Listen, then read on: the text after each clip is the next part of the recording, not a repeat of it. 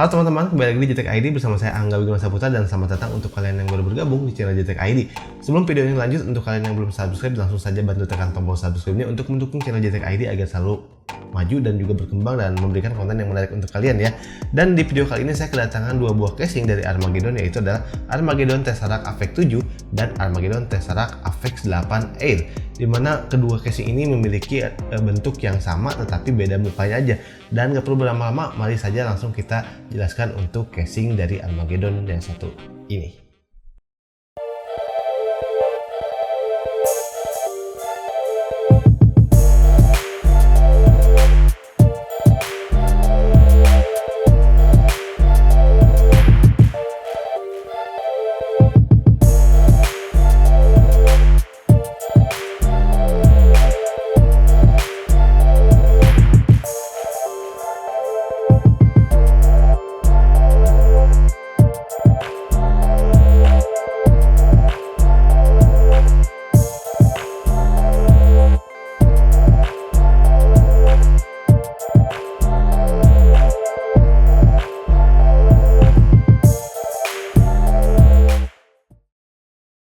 Kedua casing ini sebetulnya adalah casing yang cukup anget atau masih baru dari Armageddon. Ya, akhir-akhir ini, belakangan ini memang Armageddon atau produsen lain banyak sekali yang memproduksi casing-casing yang baru. Ya, itu menjadi keuntungan buat kita para konsumen untuk membeli casing-casing, jadi banyak pilihan ya kan. Dan langsung aja kita mulai dari desainnya sendiri. Untuk dari desainnya sendiri, dari Avex 7 dan Avex 8 ini sebetulnya memiliki perbedaan di bagian depan. Namun sebetulnya ini adalah casing yang sama persis semuanya ya. Kita mulai dari Avex 7 sendiri. Untuk Avex 7 sendiri, perbedaannya di bagian depan adalah paling mencolok. Dia memiliki nyala-nyala RGB ya, RGB strip atau RGB lah, yang mana bisa kalian atur juga di bagian front panel. Kalian bisa setting warnanya macam-macam. Di sini Armageddon menyematkan beberapa mode juga, kalian tinggal pencet aja. Dan untuk airflow-nya atau intake-nya di sini diambil dari bagian samping. Jadi untuk Avex 7 ini memiliki celah atau kisi-kisi di bagian sampingnya. Berbeda dengan Avex 8 Air, dia memiliki airflow atau celah yang berada di bagian depan, sehingga airflow ini menurut saya akan lebih bagus karena udara yang diambil betul-betul di depan fan, jadi intake-nya itu akan lebih bagus. Tapi untuk bagian samping dia tidak memiliki celah sama sekali, tapi ya it's okay karena sudah terwakili di bagian depan. Dan untuk dari kualitas bahannya sendiri, casing ini menurut saya adalah casing yang superior karena memiliki bahan atau ketebalan yang ciamik. Dia memiliki ketebalan 0,6 mm. Berbeda dengan casing-casing pada umumnya biasanya memiliki ketebalan 0,4 mm. Jadi ini menjadi salah satu poin plus untuk Armageddon Avex 7 ataupun Avex 8. Dan ada poin yang saya suka juga, di mana untuk casing pada zaman sekarang di Avex 8 atau Avex 7 ini dia sudah baudless dan juga sudah bisa dibuka seperti lemari es atau seperti pintu gitu ya, jadi tinggal dibuka aja. Itu keren banget sih, ciri khas banget casing-casing zaman sekarang. Kayaknya udah tren-trennya tuh udah hampir mulai semua casingnya dibuka seperti itu. Nah, casing ini sebetulnya ukurannya mid tower, sehingga untuk compatibility-nya di sini kalian bisa menggunakan motherboard hingga ukuran ATX. Atau sebetulnya untuk kalian yang mau menggunakan MATX pun masih bisa, dan kalian masih bisa tetap ganteng. Walau sebetulnya kalau pakai MATX di casing gede seperti ini akan sedikit agak menggantung, tapi di Armageddon 7 ataupun Armageddon Avex 8 ini kalian bisa mengakalinya dengan salah satu fitur yang ada di sini, yaitu menggunakan vertical GPU. Jadi di sini sudah ada bracket untuk vertical GPU. Kalau kalian mau pasangkan vertical GPU tambah ganteng, punya misalkan GPU yang 3 fan gitu kan, tambah cakep lah. Jadi kalian punya motherboard MATX itu nggak akan kelihatan ngegantung karena di sini kalian pasangkan VGA yang misalkan vertikal, cakep gitu ya. Tentunya kalian harus memasangkan PCIe extensionnya, jangan lupa ya. Kalau nggak dipasangin ya nggak bisa nyala juga ya nanti PC-nya.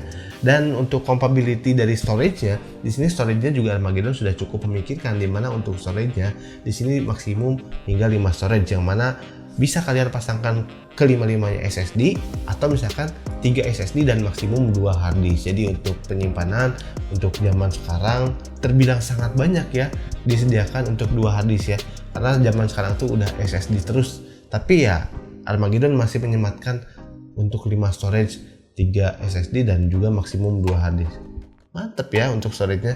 Dan untuk kabel manajemennya juga ini terbilang mudah buat kalian yang misalkan awam atau misalkan baru-baru ngerakit PC, ini nggak jadi masalah lagi. Jadi untuk keleluasaannya itu cukup enak lah gitu ya. Dan di sini juga untuk masalah fan-nya, kalian bisa menggunakan hingga maksimum 8 fan seperti yang ada di contoh di depan saya ini, dimana di sini juga bisa kalian pasangkan 3 fan di bagian depan. 3 fan di bagian depan ini cakepnya lagi bisa menggunakan 14 cm seperti contoh yang ada di depan ini. Saya menggunakan Tesseract TX Icon 14 cm yang mana di sini juga ARGB dan 14 cm. Kalau 12 cm bisa nggak bang? Bisa. Jadi ini maksimumnya 14 cm atau kalian mau pasang 12 cm juga bisa. Lalu di bagian atas juga sama, di sini maksimum bisa dipasangkan 14 cm. Jadi kalau kalian mau seneng yang gede-gede fan-nya ya kalian bisa pasangkan hingga 14 cm. Dan untuk di belakang dan juga di bawah kalian bisa pasangkan tapi maksimum hanya 12 cm. Bang, kalau misalkan semuanya 12 cm bisa nggak? Jawabannya bisa dan masih ganteng. Dan satu lagi nih ketinggalan, untuk kalian yang mau pakai water cooling atau IO water cooling, casing ini support untuk IO water cooling, dimana di depan kalian bisa pasangkan hingga 360 mm, di atas 240 mm, dan di belakang 120 mm. Jadi untuk kalian yang mau pasangkan liquid cooler ukuran berapapun ya, maksimum hingga 360 mm itu udah bisa. Jadi ganteng ya untuk casing ini. Dan casing ini tuh dia memiliki PSU cover, yang mana PSU cover ini akan menunjukkan PSU apa yang kalian gunakan. Seperti contoh di sini dia menggunakan Armageddon Voltron 600 RGB. Ya ini contoh aja ya dari Armageddon. Dan untuk Armageddon ini tidak menjual satu paketan, semuanya satu persatu ya seperti yang ada di sini. Jadi kalau kalian misalkan saya mau beli fan yang 12 cm seperti ini, misalkan kalian bisa ambil misalkan dari ini Tesseract TX Icon 12 RGB. Yang mana juga di sini kalian bisa beli terpisah untuk commandernya. Jadi kalau kalian mau nyicil nih untuk beli fan-nya, untuk beli commandernya ya itu bisa. Dan commander yang dipakai di sini tentunya dari Armageddon juga ya, yaitu Tesseract Commander atau controller RGB, yang mana juga kalian bisa support untuk kalian pasangkan misalkan RGB dari IO water cooling kalian ke commander dari Tesseract ini. Jadi nanti ketika diatur pakai remote nanti bisa berubah warnanya semuanya. Jadi cukup ganteng ya. Dan bagusnya dari Armageddon ini ya karena part-partnya ini bisa dibeli satuan. Ya itu aja sih kelebihannya. Kalau soal harga ya kalian bisa langsung cek di marketplace, nanti mungkin saya coba bantu linknya di bawah ya. Dan lalu di sini untuk IO front panelnya di sini sebetulnya cukup standar ya, ada tombol power pastinya, kalau nggak ada ya gimana mau nyalainnya ya.